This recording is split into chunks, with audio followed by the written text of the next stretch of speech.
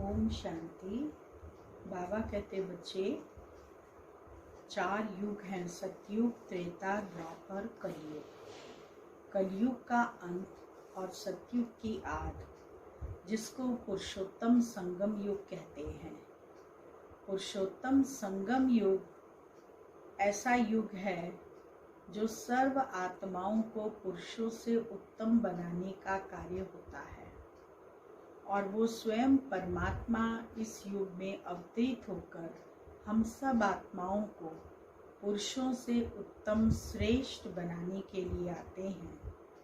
इसीलिए एक पुरुषोत्तम मास भी आता है, जो पुरुषोत्तम मास में हर समय दान पुण्य करना, कथा कीर्तन करना, लोग सब इस बात में ज़्यादा लग जाते हैं।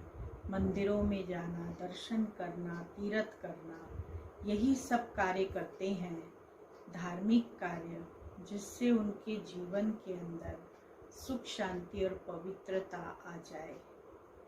2 तारीख की वाणी है। मीठे बच्चे, यह पुरुषोत्तम संगम युग कल्याणकारी युग है।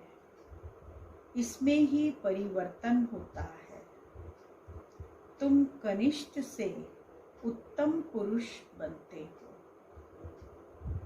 प्रश्न है, इस ज्ञान मार्ग में कौन सी बात सोचने व बोलने से कभी भी उन्नति नहीं हो सकती?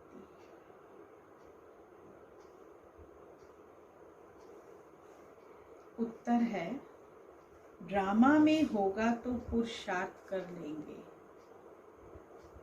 ड्रामा कराएगा तो कर लेंगे।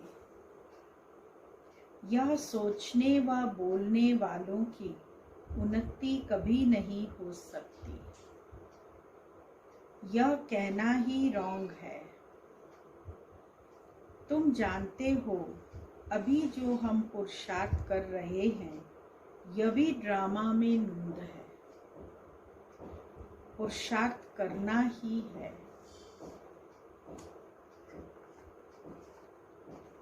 गीत बजा है, ये कहानी है दिए और तूफान की, निर्बल से लड़ाई बलवान की। ओम शांति। यह है कलयुगी मनुष्यों के गीत, परंतु इनका अर्थ यह नहीं जानते। यह तुम जानते हो। तुम हो अभी पुरुषोत्तम संगम युगी।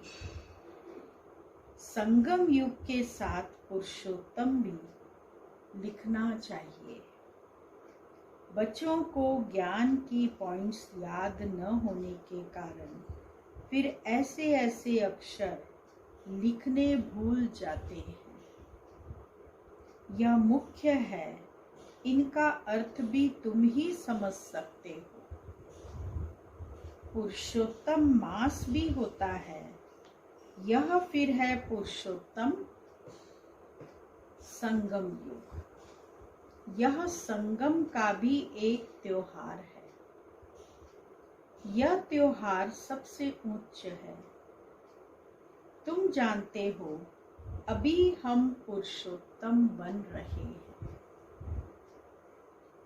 उत्तम ते उत्तम पुरुष, ऊंच ते ऊंच साहूकार से साहूकार, नंबर 1 कहेंगे लक्ष्मी नारायण को। शास्त्रों में दिखाते हैं, बड़ी प्रलय हुई।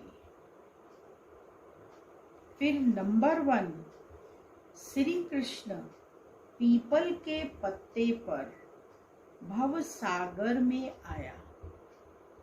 श्री कृष्ण को अंगूठा चूसते हुए पीपल के पत्ते पर आते हुए दिखाते हैं। तो उसका अर्थ है कि पवित्र दुनिया का पहला महाराज कुमार श्री कृष्ण था, जो इस सृष्टि पर आया। निर्विकारी रूप में उसने जन्म लिया और इस सृष्टि का पहला प्रिंस था। इसीलिए उसको पीपल के पत्ते पर आते हुए दिखाया है। अभी तुम क्या कहेंगे? नंबर 1 है यह श्री कृष्ण, जिसको ही श्याम सुंदर कहते हैं। श्याम सुंदर क्यों कहते हैं श्री कृष्ण को? क्योंकि वो श्याम भी है और सुंदर भी है। जब श्री कृष्ण छोटा बच्चा होता है तो सुंदर होता है, अर्थात सतो प्रधान होता है तो सुंदर कहलाता है।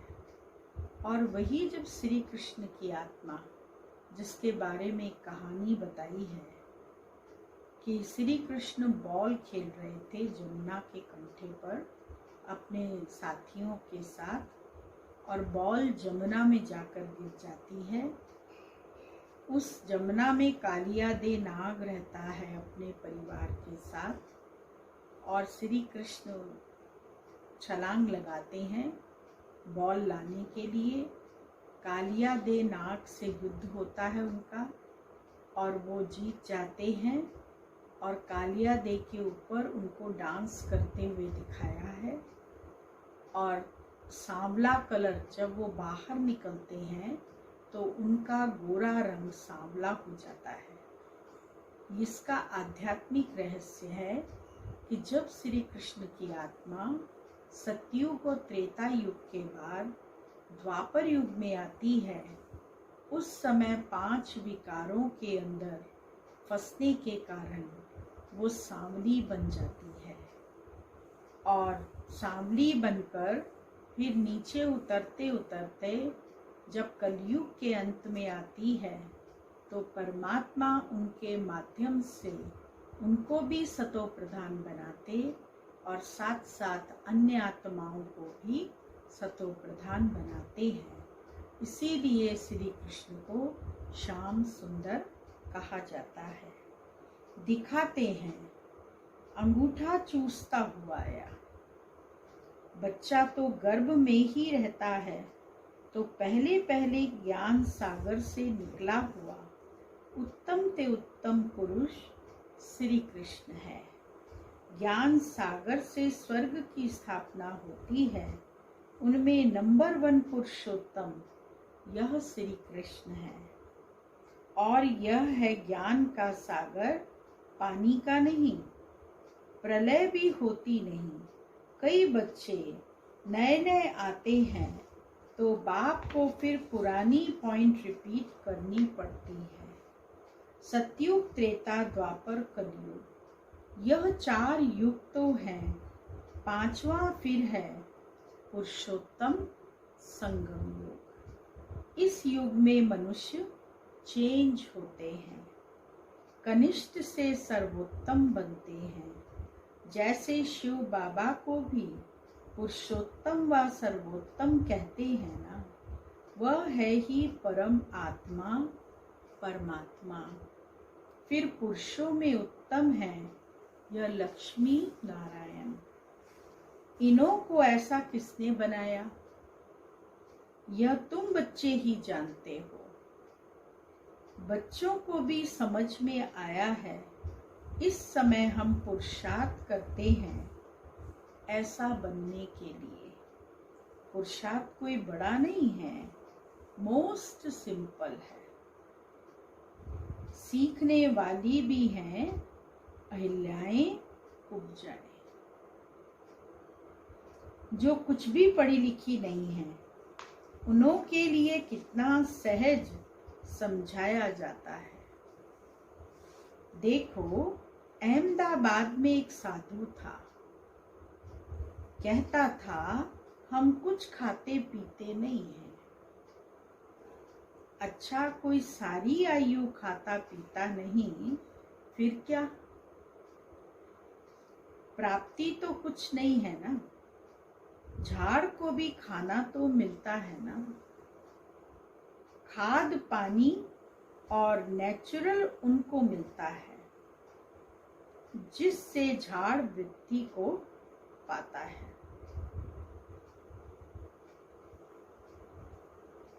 उसने भी कोई रिद्धि सिद्धि पाई होगी। ऐसे बहुत हैं जो आग से पानी से चले जाते हैं, पानी के ऊपर चलते हैं, आग के ऊपर चलते हैं, जिससे झाड़, इससे भला फायदा क्या है? बाबा कहते ऐसा करने से फायदा क्या है? तुम्हारा तो इस सहज राजयोग से जन्म जन्मांतर का फायदा है। तुमको जन्म जन्मांतर के लिए दुखी से सुखी बनाते हैं। बाप कहते हैं, बच्चे, ड्रामा अनुसार हम तुमको गुह्य बातें सुनाता हूँ। जैसे बाबा ने समझाया है, शिव और शंकर को मिलाया क्यों है? शंकर का तो इस सृष्टि में पार्ट ही नहीं है। शिव का, ब्रह्मा का, विष्णु का पार्ट है। ब्रह्मा और विष्णु का ऑलराउंडर पार्ट है। शिव बाबा का इस समय पार्ट है, जो आकर ज्ञान देते हैं, फिर वे निर्वाण धाम में चले जाते हैं। बच्चों को जायदाद देकर खुद वानप्रस्थ में चले जाते हैं। वानप्रस्थी बनना अर्थात गुरु द्वारा वाणी से परे जाने का पुरुषार्थ करना। परंतु वापस तो कोई जा नहीं सकते, क्योंकि विकारी भ्रष्टाचारी हैं।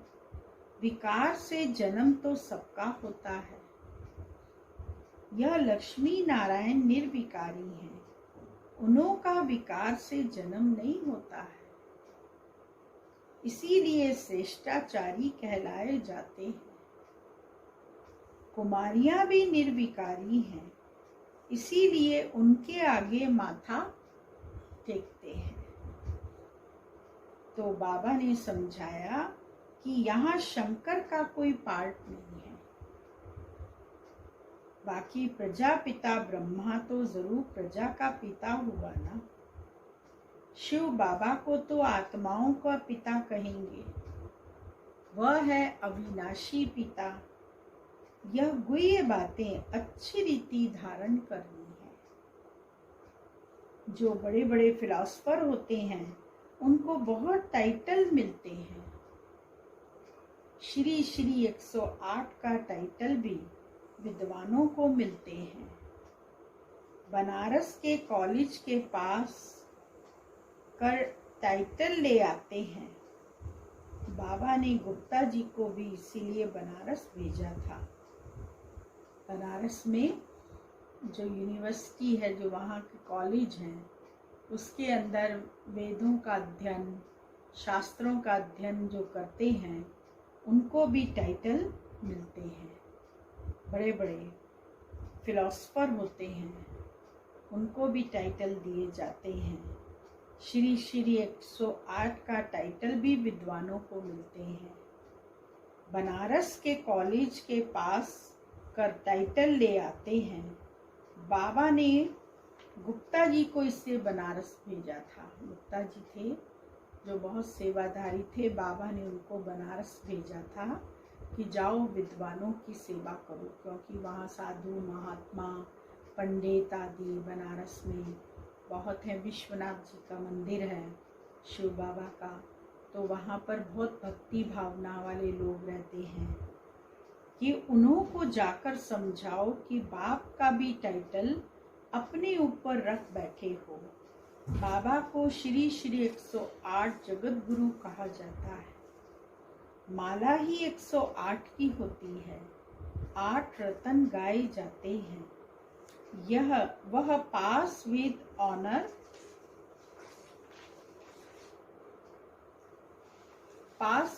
ऑनर होते हैं, इसीलिए उनको जपते हैं। फिर उनसे कम 108 की पूजा करते हैं। यज्ञ जब रचते हैं तो कोई 1000 शालिग्राम बनाते हैं। जब यज्ञ रचा जाता है रुद्र यज्ञ, तो उसके अंदर शिवलिंग की भी पूजा होती है और शिवलिंग के साथ साथ शालिग्राम अर्थात आत्मा रूप में सबकी पूजा होती है। छोटे छोटे शालिग्राम बनाए जाते हैं। कोई 1000 शालिग्राम बनाते हैं, कोई 10,000, कोई 50,000, कोई लाख भी बनाते हैं। मिट्टी के बनाकर फिर यज्ञ रचते हैं। जैसा जैसा सेठ अच्छे से अच्छा बड़ा सेठ होगा तो लाख बनवाएंगे। बाबा ने समझाया है, माला तो बड़ी है ना, 16,108 की माला बनाते हैं। 8 की माला, 108 की माला, फिर 16,108 की माला, फिर 9,16,108 की भी माला होती है। तो वो माला मंदिरों में रखी रहती है। जैसे जो 16,108 की माला है वो यहाँ पर अपने बॉम्बे के अंदर लक्ष्मी नारायण का मंदिर है, वहाँ पर रखी हुई है। बहुत सारे लोग उसमें चारों तरफ बैठ जाते हैं और माला को फेरते हैं। यह तुम बच्चों को बाप बैठ समझाते हैं। तुम सभी भारत की सेवा कर रहे हो बाप के साथ। बाप की पूजा होती है तो बच्चों की भी पूजा होनी चाहिए। यह नहीं जानते कि रुद्र पूजा क्यों होती है। बच्चे तो सब शिव बाबा के हैं। इस समय सृष्टि की कितनी आदमशुमारी है, इसमें सब आत्माएं शिव बाबा के बच्चे ठहरे ना। परंतु मददगार सब नहीं होते। इस समय तुम जितना याद करते हो उतना उच्च बनते हो, पूजन लायक बनते हो। ऐसे और कोई की ताकत नहीं जो यह बात समझाए। इसीलिए कह देते ईश्वर का अंत कोई नहीं जानते, बेअंत बेअंत कहते हैं। बाप ही आकर समझाते हैं। बाप को ज्ञान का सागर कहा जाता है, तो जरूर ज्ञान देंगे ना। प्रेरणा की तो बात होती नहीं। भगवान कोई प्रेरणा से समझाते हैं क्या? भगवान कोई प्रेरणा देकर ज्ञान नहीं सुनाएगा। हम समान भगवान को अवतरित होना पड़ता है और फिर हमारी ही भाषा में भगवान हमको ज्ञान सुनाता है। किसी भी प्रकार की कोई पर्टिकुलर भाषा नहीं, परंतु हिंदी भाषा में शिव बाबा परमात्मा आकर हम आत्माओं को ज्ञान सुनाते हैं। प्रेरणा से ज्ञान नहीं देते कि ऊपर बैठे हैं तो वहीं से अनुभव करा दिया तो आपको ज्ञान हो जाएगा, लेकिन नहीं, सामने आकर इसी दुनिया में अवतरित होकर आम मनुष्यों के समान रहते हुए हम आत्माओं को ज्ञान सुनाते हैं। तुम जानते हो उनके पास सृष्टि के आदि मध्यंत का ज्ञान है, तभी त्रिकालदर्शी त्रिलोकीनाथ त्रिनेत्री के नाम से परमात्मा को याद करते हैं। वह फिर तुम बच्चों को सुनाते हैं। यह तो निश्चय है, निश्चय होते हुए भी फिर भी बाप को भूल जाते हैं। बाप की याद यह है पढ़ाई का तंत्र। याद की यात्रा से कर्मातीत अवस्था को पाने में मेहनत लगती है। इसमें ही माया के विघ्न आते हैं। पढ़ाई में इतने विघ्न नहीं आते। अब शंकर के लिए कहते हैं, शंकर आंख खोलते हैं तो विनाश होता है। यह कहना भी ठीक नहीं। तीसरा नेत्र शंकर को दिया है और कहा जाता है कि जब तीसरा नेत्र खुलता है तो विनाश हो जाता है। बाबा कहते हैं, न मैं विनाश कराता हूँ न वह करते हैं, यह रॉन्ग है। देवताएं थोड़े ही पाप करेंगे। अब शिव बाबा बैठ यह बातें समझाते हैं। आत्मा का यह शरीर है रथ, हरेक आत्मा की अपने रथ पर सवारी है। बाबा कहते हैं मैं इनका लोन लेता हूँ, इसीलिए मेरा दिव्य अलौकिक जन्म कहा जाता है। परमात्मा का दिव्य और अलौकिक जन्म होता है।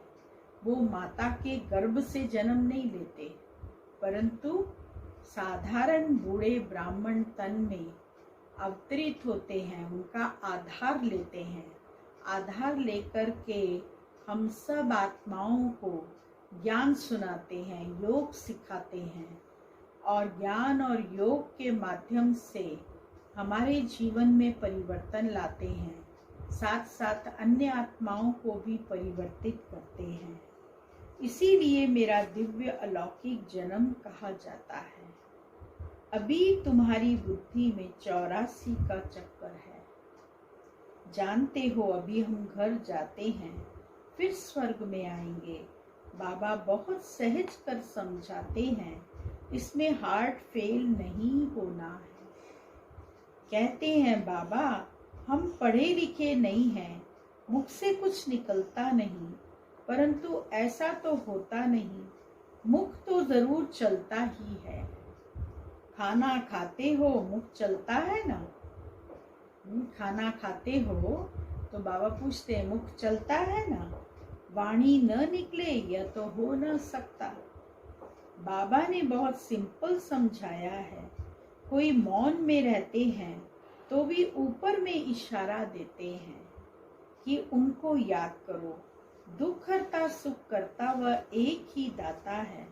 भक्ति मार्ग में भी दाता है तो इस समय में भी दाता है, फिर वानप्रस्थ में तो है ही शांति। बच्चे भी शांति धाम में रहते हैं, पाठ नुंधा हुआ है। जो एक्ट में आता है, अभी हमारा पार्ट है विश्व को नया बनाना। उनका नाम बड़ा अच्छा है, हेवनली गॉड फादर। बाप रचेता है स्वर्ग का, बाप नर्क थोड़े ही रचेंगे। पुरानी दुनिया कोई रचते हैं क्या? मकान हमेशा नया बनाया जाता है। शिव बाबा नई दुनिया रचते हैं ब्रह्मा द्वारा। इनको पार्ट मिला हुआ है। यहाँ पुरानी दुनिया में जो भी मनुष्य हैं, सब एक दो को दुख देते रहते हैं। तुम जानते हो हम हैं शिव बाबा की संतान। फिर शरीरधारी प्रजापिता ब्रह्मा के बच्चे हो गए एडॉप्टेड।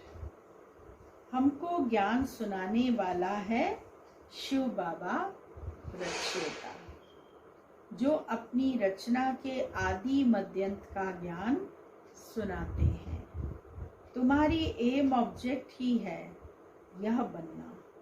मनुष्य देखो कितना खर्चा कर मार्बल आदि की मूर्तियां बनाते हैं। यह है ईश्वरीय विश्वविद्यालय, वर्ल्ड यूनिवर्सिटी। सारी यूनिवर्स को चेंज किया जाता है। उनके जो भी कैरेक्टर्स हैं सब आसुरी, आदि मध्यंत दुख देने वाले हैं। यह है ईश्वरीय यूनिवर्सिटी, ईश्वरीय विश्वविद्यालय एक ही होता है, जो ईश्वर आकर खोलते हैं, जिससे सारे विश्व का कल्याण हो जाता है। तुम बच्चों को अब राइट और रॉन्ग की समझ मिलती है, और कोई मनुष्य नहीं जो समझता हो। राइट रॉन्ग को समझाने वाला एक ही राइटियस होता है, जिसको ट्रुथ कहते हैं।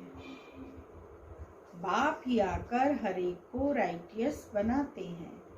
राइटियस बनेंगे तो फिर मुक्ति में जाकर जीवन मुक्ति में आएंगे। ड्रामा को भी तुम बच्चे जानते हो। आदि से लेकर अंत तक पार्ट बजाने नंबर वार आते हो। यह खेल चलता ही रहता है। ड्रामा शूट होता जाता है। यह एवर न्यू है। यह ड्रामा कभी पुराना नहीं होता है और सब नाटक आदि विनाश हो जाते हैं। यह बेहद का अविनाशी ड्रामा है। इनमें सब अविनाशी पाठधारी है। अविनाशी खेल व मांडवा देखो कितना बड़ा है। बाप आकर पुरानी सृष्टि को फिर नया बनाते हैं। वह सब तुमको साक्षात्कार होगा। जितना नजदीक आएंगे फिर तुमको खुशी होगी। साक्षात्कार करेंगे, कहेंगे अब पार्ट पूरा हुआ, ड्रामा को फिर रिपीट करना है, फिर नए सिरे पार्ट बजाएंगे जो कल्प पहले बजाया है। इसमें जरा भी फर्क ना हो सकता। इसीलिए जितना हो सके तुम बच्चों को उच्च पद पाना चाहिए, पुरुषार्थ करना है, मूंझना नहीं है। ड्रामा को जो कराना होगा वो कराएगा, यह कहना भी रॉन्ग है। हमको तो पुरुषार्थ करना ही है।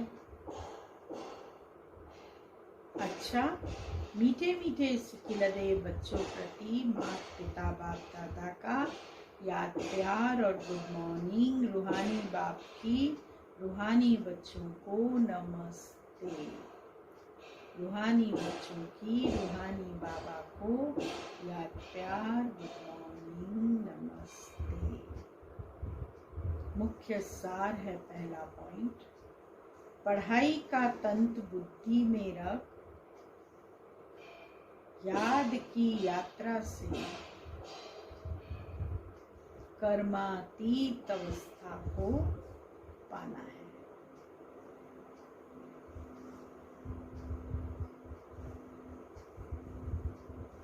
उच्च पूजनीय बनने के लिए बाप का पूरा पूरा मददगार बनना है।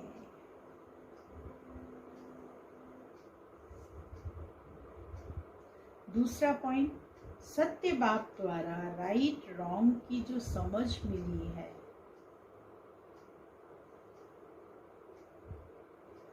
उससे राइटियस बन, जीवन बंध से छूटना है।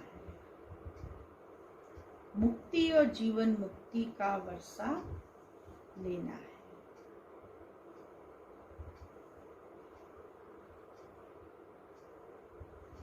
वरदान है, संगम युग की सर्व प्राप्तियों को स्मृति में रख, चढ़ती कला का अनुभव करने वाले श्रेष्ठ प्रालब्धि भाव। परमात्म मिलन व परमात्म ज्ञान की विशेषता है अविनाशी प्राप्तियां होना। ऐसे नहीं संगम युग पुरुषार्थी जीवन है और सतयुगी प्रालब्धि जीवन है। संगम युग की विशेषता है एक कदम उठाओ और 1000 कदम प्रालब्ध में पाओ। तो सिर्फ पुरुषार्थी नहीं लेकिन श्रेष्ठ प्रालब्धि है। इस स्वरूप को सदा सामने रखो। प्रालब्ध को देखकर सहज ही चढ़ती कला का अनुभव करेंगे। पाना था सो पा लिया, यह गीत गाओ तो गुटके और जुटके खाने से बच जाएंगे। कौन सा गीत गाना है? पाना था सो पा लिया, अब बाकी क्या बचा। स्लोगन, ब्राह्मणों का श्वास हिम्मत है जिससे कठिन से कठिन कार्य भी आसान हो जाता है।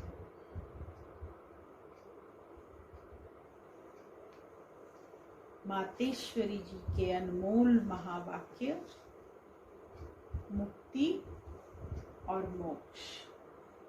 आजकल मनुष्य मुक्ति को ही मोक्ष कहते हैं।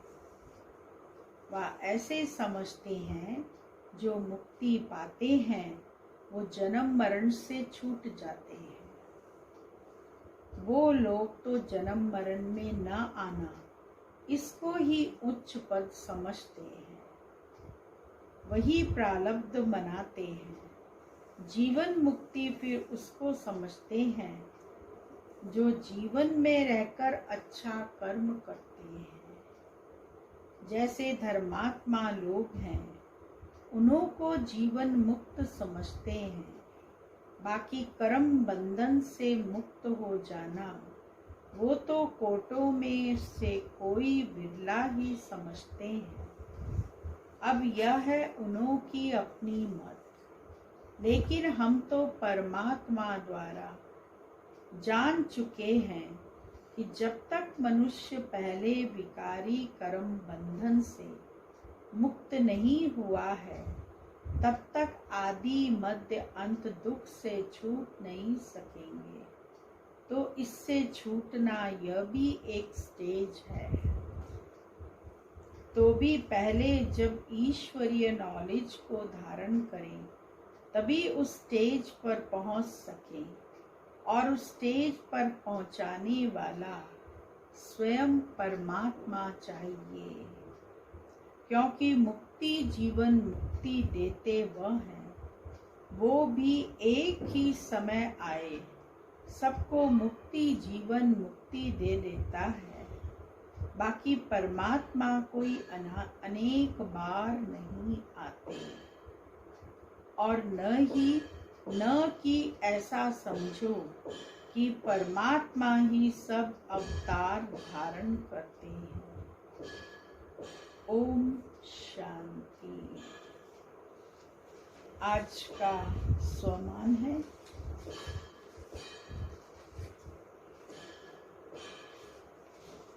मैं आत्मा मास्टर ज्ञान सूर्य हूँ। ये आज का स्वमान है, इसका अभ्यास करना है। ज्ञान सूर्य अर्थात ज्ञान से परिपूर्ण हूँ, और जितनी मेरे अंदर ज्ञान है उस ज्ञान के आधार में मेरी रोशनी चारों तरफ जाती है। इस संकल्प को लेकर चलना है। और अव्यक्ति इशारे का पहला पॉइंट है विस्मृति और स्मृति के खेल को खत्म कर अब स्मृति स्वरूप बनो। टाइटल है ये टॉपिक का। पहला पॉइंट है अभी तक कई बच्चे स्मृति विस्मृति की चढ़ाई उतरते और चढ़ते रहते हैं। सदा स्मृति स्वरूप बनने के लिए सदैव याद रखो कि सर्वशक्तिवान के साथ हमारे सर्व संबंध हैं। हम सभी से श्रेष्ठ सूर्यवंशी हैं। सदा अपना बाप और अपना वंश स्मृति में रखेंगे तो माया कुछ भी नहीं कर सकेगी। ओम शांति।